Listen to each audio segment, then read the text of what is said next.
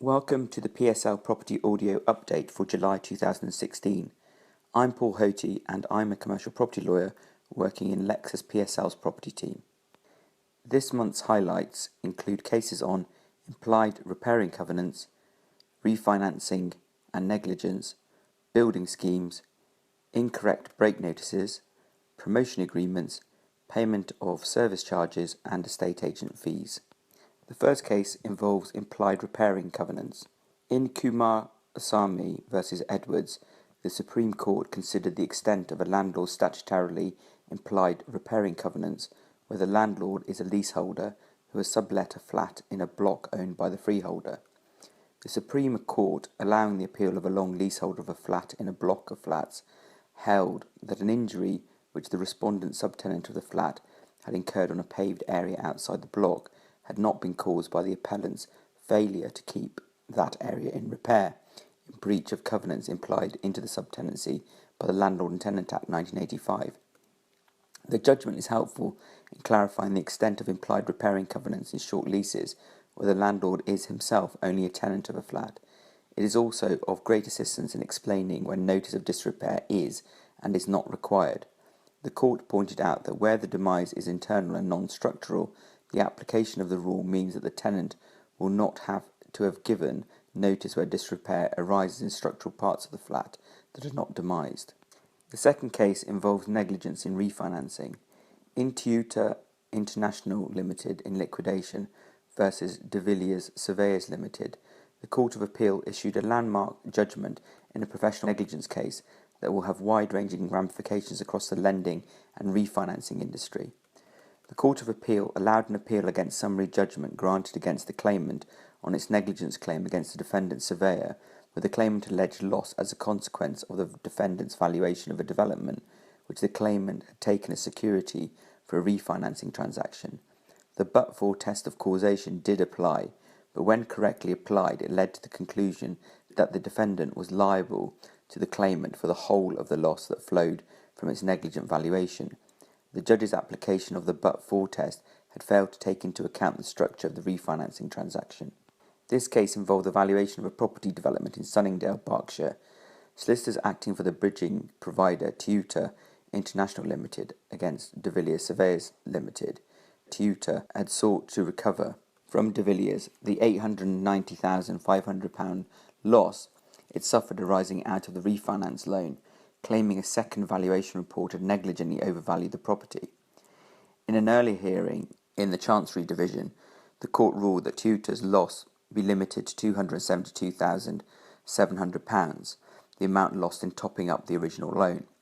Recovery of full losses is a hotly disputed point, and by a majority, the Court of Appeal judges have sided with lenders. The next case involves building schemes.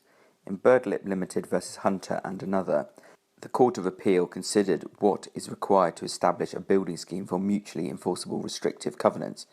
It confirmed that it would be a rare case, if it was possible at all, where a scheme is found to exist on the basis of extrinsic evidence alone. Property litigators should take note. Those seeking to establish the existence of a building scheme face an uphill battle if it is not ascertainable from the documentation. The next case involves incorrect break notices. In Vanquish Properties UK Limited Partnership versus Brook Street UK Limited, the Chancery Division dismissed the claimant's claim for declarations that a break clause in a lease had been operated to bring the lease to an end. Further, notices purporting to demise certain premises to the defendant company had not been valid. The case concerned the validity of a break notice served by a landlord, which was a limited partnership, and the tenant under an overriding lease. There were two main issues: identifying the person entitled to serve the break notice and applying the Manai principle to the mistake in break notice. This judgment is a useful reminder of some of the difficulties that can arise when dealing with unconventional entities such as limited partnerships. A simple mistake in correctly identifying the person in whom the legal estate to be vested was not subsequently picked up and has caused numerous consequential problems. The court has not granted relief, and so the limited partnership will either have to appeal or serve a fresh notice. The next case involves promotion agreements. In Gladman Developments versus Sutton and others, the High Court ruled that discussions between a landowner and a property developer for the promotion of farmland for development did not constitute a binding contract. a property development company claimed that it had reached a binding oral agreement with the owners of farmland for the promotion of the land for development. The court dismissed the developer's claim as the evidence fell far short of the standard of proof required to prove such a claim. Cases on promotion agreements are very rare, since they are a relatively recent innovation. Although this case turns on its facts, it is a useful reminder that such agreements need not comply with the Law of Property Miscellaneous Provisions Act 1989, Section 2, since usually they do not provide for the disposition of an interest in land, and therefore there is a risk that parties involved in negotiations for the promotion of land for development could reach a binding oral agreement. The next case involves whether service charge is payable. In Cardiff Community Housing Association versus Cahar, the upper tribunal decided that a tenant was liable to pay service charge to its housing association landlord, despite the fact there were no services listed in the tenancy agreement. The upper tribunal decided that the omission to include details of the services for which the charge was payable did not relieve the tenant of the obligation to pay the service charge.